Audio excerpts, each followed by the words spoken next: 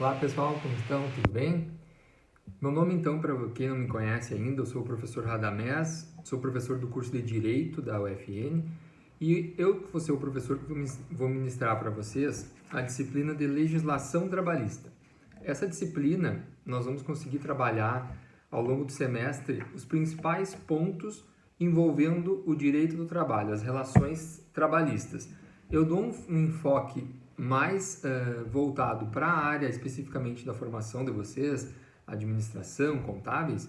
Por quê? Porque o direito do trabalho ele é muito amplo. Nós teríamos aqui uma infinidade de conteúdos para trabalhar e seria impossível conseguir abordar toda a temática envolvendo o direito do trabalho em uma carga horária tão pequena.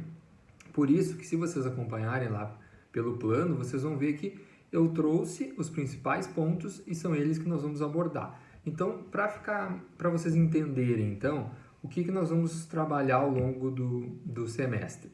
Nós vamos começar desde o conceito lá da relação de trabalho, do direito do trabalho, passando então pela o que configura uma relação de trabalho, quando que é relação de trabalho, quando que é relação de emprego efetivamente, quais os requisitos. Nós vamos falar do contrato de trabalho, nós vamos falar das hipóteses de suspensão, interrupção das relações de trabalho, pontualmente, especificamente lá, questões envolvendo duração do trabalho, trabalho noturno, nós vamos falar da insalubridade, periculosidade, nós vamos falar também do direito a férias, remuneração e, por fim, a rescisão contratual. Quais são as hipóteses quando se põe fim à relação contratual? Então, nós vamos trabalhar desde lá do início do vínculo de emprego, passando pelas todas as peculiaridades envolvendo essa relação, até chegar ao final com a rescisão contratual, certo? Então, pessoal, primeiramente, nessa primeira aula eu sempre gosto de falar um pouquinho sobre direito do trabalho, porque vocês não são especificamente da área, essa disciplina não é focada para a área de formação de profissionais do curso de Direito, então vocês provavelmente já tiveram outras disciplinas também, ó, trabalhando com uma abordagem também envolvendo direito, mas é sempre interessante situá-los aonde nós estamos, aonde dentro desse ordenamento jurídico que nós chamamos, que são todas as leis, a Constituição, as normas que compõem o que a gente chama de ordenamento jurídico. Dentro do ordenamento jurídico, nós vamos ter pontualmente uma linha que trabalha com as relações envolvendo empregado e empregador, que é o direito do trabalho. A partir da aula que vem, nós vamos começar a trabalhar especificamente a origem do direito do trabalho, nós vamos falar como que surgiu essa especialidade do direito, que ela é tão por muitos criticada, por muitos defendida, mas o que exatamente trabalha o direito, o redundante, o que trabalha o direito do trabalho? Mas são essas peculiaridades que nós vamos trabalhar ao longo do semestre e vai ser interessante que vocês vão ver que uma imagem que talvez vocês tenham do direito do trabalho, lá no final do curso vocês vão ter outra imagem, porque nós vamos trabalhar por que dessa característica protecionista do direito do trabalho, por que ele protege tanto o trabalhador? Não é tão protetivo assim quanto muitos alegam, mas ele tem um viés de proteção realmente desse duelo mais fraco da relação, que é aquele que está num grau de hierarquicamente inferior. Então, o direito do trabalho ele serve para erguer esse trabalhador para que ele possa, num momento de litígio, estar de igual para igual com o empregador, certo? Então, o que nós temos que observar aqui? Ó? Primeiramente, o que eu gosto de falar nessa aula? Nós estamos falando, então, de relações de emprego, relações de trabalho, e da onde vem a normatização, ou seja, com base no que nós vamos nos guiar para estabelecer normas que regulem essas relações. Como qualquer âmbito do direito civil, do direito penal, do direito previdenciário, tributário, existe uma hierarquia de normas. Então, existem leis, existe a Constituição, e todo o juiz, todo o empregador, todo o administrador público, eles devem se pautar por essa hierarquia. Então, nós temos que vão haver escalas de hierarquia de normas jurídicas na qual principalmente aqui o aplicador, o juiz, ele vai ter que observar quando de um eventual litígio entre as partes. Havendo um conflito entre as partes, nós temos que observar quem que regula essa relação, com base no que nós vamos buscar uma orientação jurídica, uma orientação legal para nos situarmos. Quanto a isso, então, pessoal, eu vou... aqui eu sempre gosto de fazer no quadro esse esqueminha, mas como na falta de quadro, nós vamos ter que fazer no papel mesmo e eu vou mostrando para vocês. Olha só, nós temos no direito a chamada pirâmide de Kelsen. Pirâmide de Kelsen, então, que é um jurista austríaco, e ele criou essa teoria, ó, a teoria de que o ordenamento jurídico estaria em formato piramidal. Nessa pirâmide, quem estaria lá no topo da pirâmide, lá no alto da pirâmide? No alto da pirâmide, nós teríamos, no nosso ordenamento, do nosso padrão jurídico, nós temos a Constituição Federal. A Constituição está lá no topo. A Constituição Federal está no topo da pirâmide. Então, é ela que nós temos que ponderar, pontuar como a norma máxima jurídica. Jamais uma lei, um regulamento, uma normativa pode contrariar o texto constitucional, o texto que está lá no topo, na Constituição Federal. A nossa Constituição Federal é de que ano? Constituição Federal de 1988. Então, a Constituição brasileira vigente até hoje é de 1988, mas não quer dizer que o texto tenha se mantido original desde 88. Então, olha só, vocês têm que observar uma coisa. Aquelas chamadas que vocês seguidamente ouvem na imprensa, tem uma PEC, tem uma emenda constitucional. PEC é projeto de emenda constitucional. Emenda constitucional nada mais é do que alterações ao texto da Constituição Federal. Mas não é tão simples de fazer uma emenda constitucional, por quê? Porque imaginem, nós temos, olha só, vamos começar a fazer o nosso desenho. Nós temos aqui no topo a Constituição Federal. Não é tão simples eu mudar a Constituição Federal, já que ela é a norma máxima. Então, para isso, o legislador originalmente criou normas em que exige um quórum maior. O que isso quer dizer? Exige que os legisladores, que são o Congresso Nacional, a Câmara dos Deputados e o Senado, exija um número maior de membros para votação, uma aprovação, ela não é unânime necessariamente, mas ela tem que ter um número bem maior do que a aprovação de uma lei comum. Então, são 2 turnos com uma Constituição de uma aprovação superior a 3/5. Então, aqui, pessoal, nós vamos ver que para haver uma alteração de uma norma constitucional, ela não é tão simples assim. Por isso que eu digo para vocês, a Constituição Federal ela deve ser observada sempre. Então, quando há uma discussão entre uma lei ordinária, uma lei complementar e o texto constitucional, prioriza-se a Constituição Federal sempre. Porém, eu falei da emenda constitucional. É possível haver alterações na lei, ou melhor, alterações na Constituição. Mas sempre é possível alterar a Constituição? Não. Vocês podem observar lá, no artigo 60 da Constituição Federal, que existem as chamadas cláusulas pétreas. Cláusulas pétreas, essas cláusulas pétreas são o quê? Só vou colocar aqui para vocês, agora quando eu mostrar. Cláusulas pétreas, elas são normas que, mesmo com emenda constitucional, elas não podem ser modificadas. Então, elas são chamadas de cláusulas pétreas, por quê? Porque ela é uma norma rígida. Ela traz garantias tão essenciais que nem o legislador pode tirar da Constituição. E dentre elas, olha só, chegando na nossa linha aqui de estudo, está lá o artigo 7º da Constituição.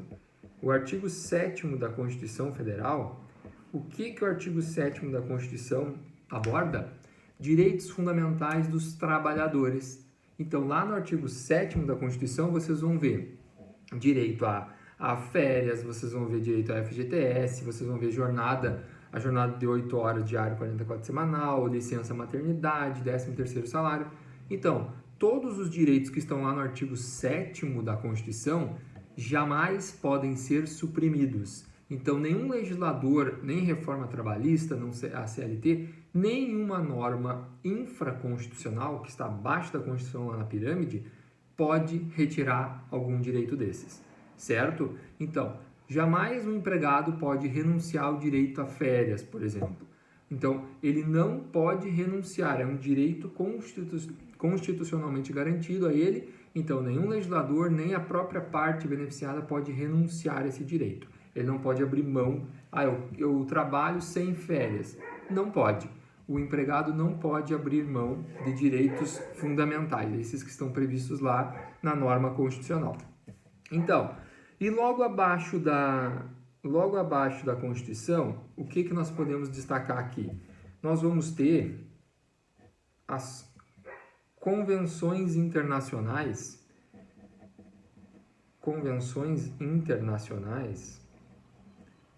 Essas aqui, pessoal, são aqueles tratados, convenções em que o Brasil, enquanto um Estado, celebra com outros Estados. São acordos de âmbito global, de âmbito internacional. Eles têm aplicação direta no direito brasileiro? Não, há controvérsias em relação a isso. É uma matéria que no direito internacional a gente estuda, que diz o seguinte: hoje é praticamente unânime o entendimento do que o quê? Normas que envolvam direitos humanos, como aqui existe a proteção da pessoa, do trabalhador, majoritariamente entende-se que acordos internacionais, acordos e tratados internacionais sobre direito do trabalho se tratam sim de direitos humanos. Por isso, eles, quando aprovados pelo Congresso, com o mesmo quórum lá da emenda constitucional, aquela aprovação com um número maior de requisitos, ele passa a integrar o mesmo status da Constituição. Então, olha só, uma convenção, um tratado internacional, se aprovado com os mesmos requisitos da aprovação de uma emenda constitucional, essa que eu falei que é bem mais trabalhoso, ele vai ter o status de Constituição. Então, ele deve ser respeitado assim como deve ser respeitada a Constituição. Então, somente quando se tratar de tratados sobre direitos humanos, com aprovação no Congresso, com os mesmos requisitos da aprovação da emenda constitucional. Do contrário, se for, então, ratificado o que é? É quando um tratado que é celebrado no âmbito internacional, ele é votado pelos legisladores, aqui pelos nossos deputados e senadores, e aprovam o texto. Eles dizem, realmente, esse texto deve ser aplicado no direito interno, aqui dentro do nosso território. E com isso, eles vão ter um status de supralegal. Ou seja, olha só como é que está ficando a nossa pirâmide. A Constituição Federal está aqui no topo, logo abaixo vai ter as convenções e tratados internacionais que foram aprovados pelo Congresso, mas aqui observando, não esqueçam, que se for com aprovação idêntica à de emenda constitucional, eles vão estar lá no topo junto com a Constituição, certo? Logo abaixo dele, nós vamos ter um dos pontos, na pirâmide, que é uma das maiores, como eu posso dizer, que tem o maior número de normas, que aqui nós vamos falar das normas infraconstitucionais. Aqui, pessoal, aqui nós vamos ter as leis ordinárias, leis complementares, lei complementar. Nós vamos ter aqui medidas provisórias.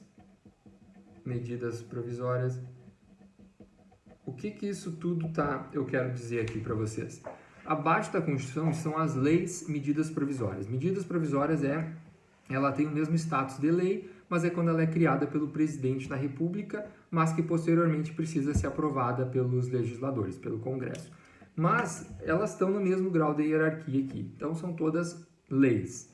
Entende? Leis no sentido, pensa em leis no sentido mais amplo. Lei ordinária, lei complementar, medida provisória, tem resoluções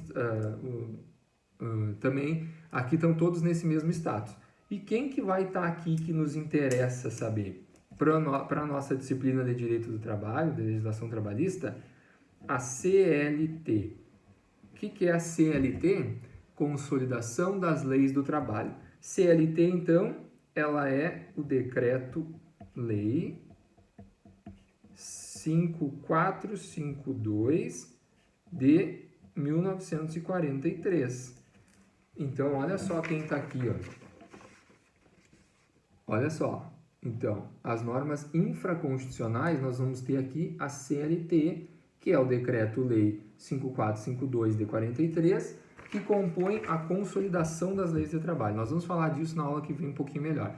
Mas para vocês entenderem hoje, abaixo da Constituição, eu falei o artigo 7º, principalmente o artigo 7º, tem alguns outros esparsos, mas o artigo 7º traz os direitos fundamentais dos trabalhadores. Abaixo dele nós vamos ter quem? A CLT e, recentemente, nós não podemos ignorar, a Lei 13.467 de 2017. Quem é essa lei aqui? O que essa lei fez? Lei 13.467 de 2017. É a lei da reforma trabalhista, pessoal. A CLT, ela foi consolidada, então uma consolidação de leis. Haviam várias leis esparsas, reuniram elas lá em 1943 e criaram então a CLT. No entanto, a CLT não tem o texto original desde 43. Ela foi se atualizando ao longo dos anos, até que em 2017, a lei então 13.467 teve uma grande mudança, a chamada reforma trabalhista, que ela mudou vários dispositivos. E na nossa disciplina nós vamos trabalhar com essas modificações também. Algumas normas permaneceram, algumas foram modificadas, mantendo-se sempre aquele princípio que está lá na Constituição. Como eu disse, a gente nunca vai poder abandonar os direitos que estão lá previstos na Constituição Federal. Mas, então hoje, qual é efetivamente as maiores normativas? Aonde nós temos que ponderar? Nós temos que observar a CLT e as leis. Então, além da lei da reforma trabalhista, existem outras leis especiais que isso quer dizer? Leis especiais que nada mais são do que pontualmente para algumas questões específicas lá, a lei que regulou a licença maternidade, a lei que regula o trabalho dos vigilantes. Então, existem leis que regulam os bancários. Para cada categoria, especificamente, existem normas específicas. Nós não vamos estudar todas essas leis porque é impossível, né? São muitas leis que regulam especificamente várias coisas. Eu vou trazer aqui as normas, as regras gerais previstas na CLT e algumas leis especiais que trazem uma normativa mais geral. Por isso que nós vamos acabar estudando a parte geral sobre o direito do trabalho. Nós não vamos aprofundar especificamente sobre uma ou outra categoria, né? Isso não teria viabilidade para nós. E logo abaixo das normas infraconstitucionais, quem que aparece ali? As normas infralegais agora. Infralegais. Por que infralegais? Porque elas estão abaixo das leis. É a última, é a base da pirâmide. E essa base da pirâmide, o que nós vamos observar aqui na base da pirâmide? Quem que está lá? Aqui pode ser chamada de também normas secundárias. Normas secundárias. Por quê?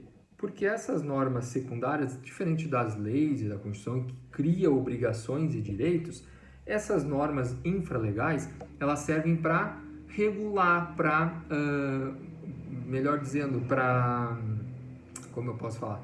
Elas vêm no sentido de organizar. Existe um direito que foi tratado, garantido numa lei, mas nós precisamos regulamentar melhor, explicar como que vai funcionar isso.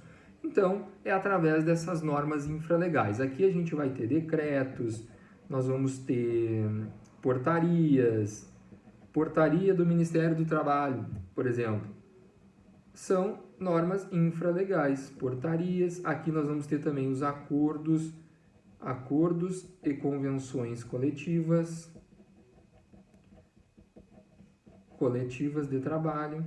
aqui, ó, acordos e convenções coletivas, pessoal, destaco uma coisa para vocês que a reforma fez.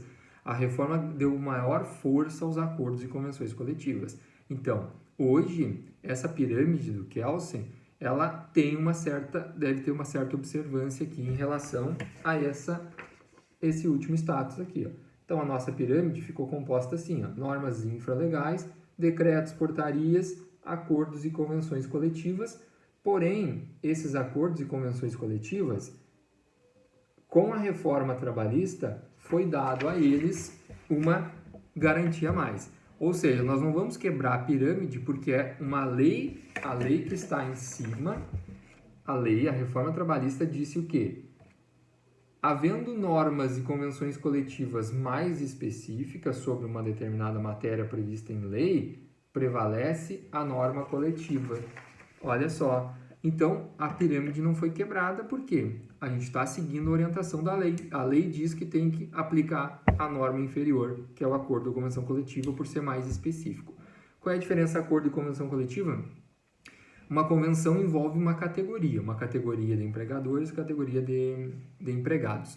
O acordo é quando nós temos um sindicato de trabalhadores que faz um acordo com uma determinada empresa, uma ou duas ou mais empresas, mas para aqueles trabalhadores, não para toda uma categoria, certo? Mas então são normas mais específicas ainda porque se trata especificamente daquele público específico. Tá bem, pessoal? Então, essa é a chamada pirâmide de Kelsen. Com base nela, ao longo do semestre, nós vamos ir falando, eu vou falando para vocês vão conseguir visualizar melhor quando a gente trata de normas, mas não esqueçam sempre que nós vamos ter que seguir essa pirâmide. Então, no topo está a Constituição, com as convenções coletivas sobre direitos humanos que tenham sido aprovadas com quórum de emenda constitucional, nós vamos ter as leis e, por fim, as normas infralegais. Certo? Com isso, pessoal, essa primeira aula ela é bem mais conceitual, só para trazer vocês para a nossa realidade a partir de agora. A legislação trabalhista, então, nós vamos abordar tanto essa temática normativa, legal, mas eu vou trazer para vocês também qual é o entendimento judicial, qual é o entendimento na prática, qual é a interpretação que o judiciário dá sobre determinadas matérias que estão previstas em lei, tá bem? Então, nós vamos ver na sequência, então, nas próximas aulas, a conceituação do direito de trabalho, da relação de emprego, relação de trabalho, que tem diferença, quais são os requisitos para se configurar uma relação de emprego. E aqui, pessoal, diante de toda essa normativa, havendo um conflito entre um empregado e um empregador, aonde que nós vamos litigar? Litigar é uma disputa judicial, nós vamos ter um litígio, uma briga. Onde nós vamos começar a ter isso? Nós vamos lá no fórum estadual? Não, existe uma justiça especializada, que é a Justiça do Trabalho. Justiça do Trabalho, que ela é uma justiça especializada, em que nós vamos começar em varas do trabalho. Varas do trabalho. Aqui em Santa Maria nós temos a Justiça do Trabalho, composta por 2 varas do trabalho. Todas as cidades têm vara do trabalho? Não. Então, Santa Maria, as principais cidades, elas têm. No nosso caso aqui, Santa Maria, no Rio Grande do Sul, ela abrange tanto os litígios envolvendo Santa Maria, como vários municípios da região. Nós vamos ter uma outra Justiça do Trabalho em Cachoeira, nós vamos ter em Santa Cruz, em Porto Alegre, em Caxias, enfim. E daí, para o Brasil inteiro, nós vamos ter várias justiças do trabalho, certo? No caso, varas do trabalho, que é o primeiro grau aqui, ó. Primeiro grau. Um segundo grau de jurisdição, nós vamos ter os tribunais regionais do trabalho. Tribunais regionais do trabalho, que são os chamados TRT, os TRTs. Os tribunais regionais do trabalho seriam um segundo grau de jurisdição. Então aqui, ó, olha só como está ficando. Se eu tenho uma reclamatória trabalhista, uma ação trabalhista, eu vou entrar numa vara do trabalho. Em segundo grau, eu vou recorrer para o Tribunal Regional do Trabalho, TRT. TRT, basicamente, cada estado tem um TRT, mas existem alguns estados lá na região norte se eu não me engano, é Tocantins, e que abrange 2 estados têm o mesmo TRT, e São Paulo, o estado de São Paulo tem 2 TRTs, um só para julgar casos da capital e um do interior, tamanha a demanda que existe lá na região de São Paulo. E ainda, nós teríamos aqui um terceiro grau de jurisdição, que é o TST, Tribunal Superior do Trabalho, que seria então um terceiro grau de jurisdição. O TST, a sede dele é em Brasília, e ele é composto por ministros. Ó, o TST é um segundo grau. Aqui nós vamos falar juízes do trabalho, aqui nós vamos falar desembargadores, e aqui nós vamos falar em ministros. Os juízes que julgam em primeiro grau são juízes do trabalho, desembargadores e ministros do TST, certo? E acima do TST existe alguém? Na verdade, nós temos um colegiado de julgadores que eles têm por finalidade a garantia, a preservação da Constituição Federal. Quando houver ofensa à Constituição, de forma bem simples para vocês entenderem, né?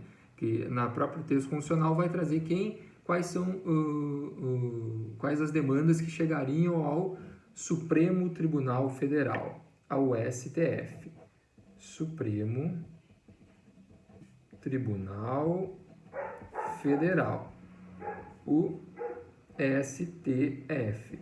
O STF, ele não pode ser chamado de um quarto grau de jurisdição, porque de um tribunal poderia subir direto para lá, por exemplo. Mas o STF está lá no topo do ordenamento jurídico, no que tange o poder judiciário. Então, o STF é quem dá interpretações a conflitos envolvendo normas constitucionais, para ser bem simples para vocês entenderem. Então, pode uma demanda de natureza trabalhista chegar ao STF? Claro que sim, no momento que há alguma ofensa ao texto constitucional, uma garantia constitucional, por exemplo, tem a possibilidade de se chegar lá. Não são todas as ações, são ações bem pontuais que têm uma repercussão geral. O que isso quer dizer? O STF não vai julgar o caso lá do Joãozinho contra a empresa da Mariazinha. Não, uma questão pontual. Não vai chegar até lá. Mas pode-se chegar lá caso o entendimento, o litígio que está envolvendo o caso do Joãozinho com a Mariazinha, gera uma repercussão geral. O que isso quer dizer? Decidindo o caso do Joãozinho e da Mariazinha, nós vamos trazer um precedente que vai garantir observância para toda a sociedade. Então, ao interpretar um caso especificamente, pode-se gerar uma repercussão geral, que sim, pode-se chegar ao STF julgando, trazendo um precedente com uma repercussão geral, uma repercussão que abranja não só o caso do Joãozinho, mas uma abrangência geral na sociedade.